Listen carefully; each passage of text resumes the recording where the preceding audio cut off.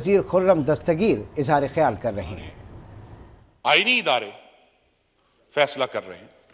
इस ऐवान ने और सेनेट ऑफ पाकिस्तान ने अभी पिछले हफ्ते अपनी जो लेजिस्लेटिव सॉवरेंटी है उसका इस्तेमाल करते हुए उन्होंने कानून पास किया।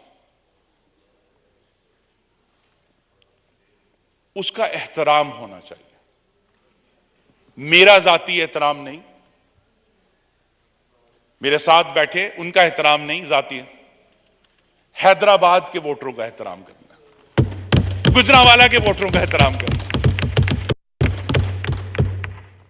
लसबेला के वोटरों का एहतराम करना है, मर्दान के वोटरों का एहतराम करना है, क्योंकि वही they are the source of whatever this state contains, they are the only source of legitimacy. और इसीलिए इस ऐवान को हम ये लफ्ज इस्तेमाल नहीं करते कि जी सबसे बालातर ऐवान नहीं है, लेकिन सबसे ज्यादा खुद मुख्तार ऐवान है, क्योंकि मैं जिस जमीन पे खड़ा हूं उसके नीचे 5 लाख वोटर खड़े, उनकी मंशा की वजह से मैं यहां खड़ा हूं। और ये जो एहतराम है पाकिस्तान के अवाम का, उसका तकाजा यह है कि सुप्रीम कोर्ट ऑफ पाकिस्तान अपने मामलात में वही शफाफियत लेकर आए, वही फेयरनेस लेकर आए, वही स्ट्रक्चर्ड एक्सरसाइज ऑफ अथॉरिटी लेकर आए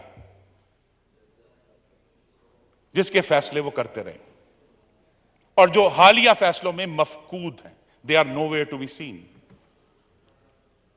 और ये जो इंपीरियल सुप्रीम कोर्ट है, मैडम स्पीकर, जिस तरह जस्टिस मंसूर अली शाह ने लिखा है, it has to become a court of the constitution of Pakistan, to serve the people of Pakistan and to preserve, protect and defend the constitution of Pakistan, जिसका हम सब ने हलफ उठाया। तो मैं आपका बेहद शुक्रगुजार हूं, आपने बड़ी पेशेंस से मुझे सुना है।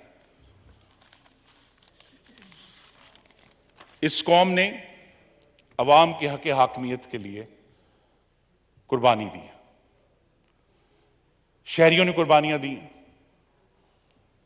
सियासी लीडरों ने कुर्बानियां दी हैं, शहादतें हुई हैं, जेलें काटी गई हैं, टॉर्चर सहे गए। और ये हमारा फर्ज है, इस ऐवान का फर्ज है कि ये जो सबसे कीमती मता है, which is the legitimacy given to us by the people of Pakistan, जो पाकिस्तान के अवाम ने, आप उसे ताकत ना कहें, एक कानूनी हैसियत दी है जो आईन में लिखी है, उसका दिफा भी हमारी जिम्मेदारी है। और इस दिफा के लिए मुझे बेहद खुशी है, मैं देख रहा हूं कि अवाम में एक कंसेंसस है कि हमें आगे बढ़ना है। तसादम नहीं मैडम चेयरपर्सन, लेकिन अपने हक पर इसरार करना है, क्योंकि हक यहां लिखा है पाकिस्तान के अवाम में। तो ये हमारा इसरार है कि इस आइन में सिर्फ 224(2) नहीं है, पूरे आइन को पढ़ना है, सेंसस को भी पढ़ना है।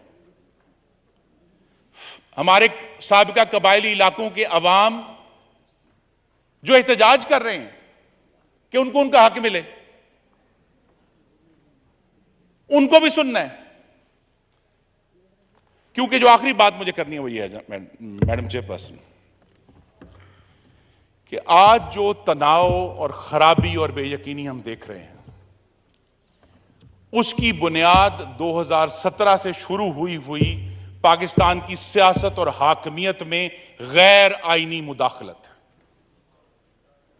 यह वो तरोड़ मड़ोड़ है जिसकी जहरीली फसल हमारे सामने कट रही है।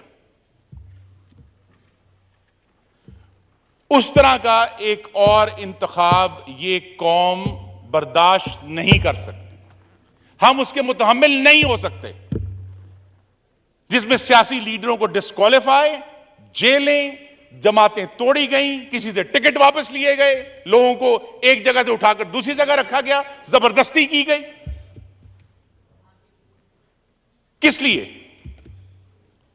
लाडले को हुकूमत में लाने के लिए। ये वो तरोड़ मड़ोड़ है जिसमें हमें एक्नॉलेज करना पड़ेगा कि अदलिया का भी कंट्रीब्यूशन है।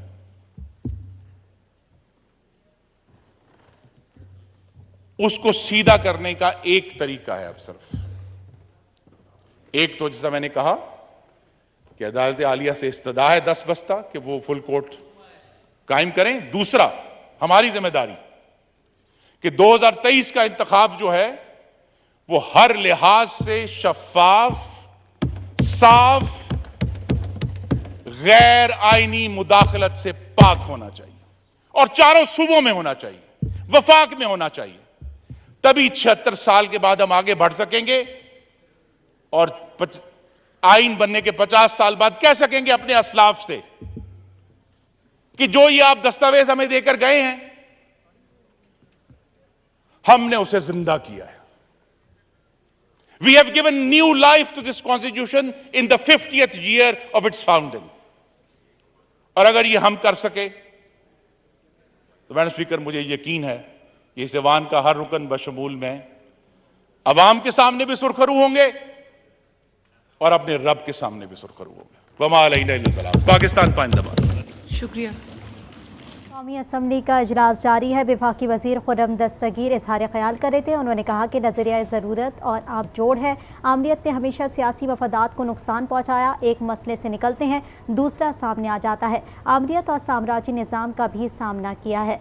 आपको बता रहे हैं कौमी असम्बली का इजलास इस वक्त जारी है, जबकि वफाकी वज़ीर खुर्रम दस्तगीर इजहार ख्याल कर रहे थे। उन्होंने कहा कि नज़रिया ज़रूरत और आमरीत का गठजोड़ है। आमरीत ने हमेशा सियासी मफादात को नुकसान पहुँचाया।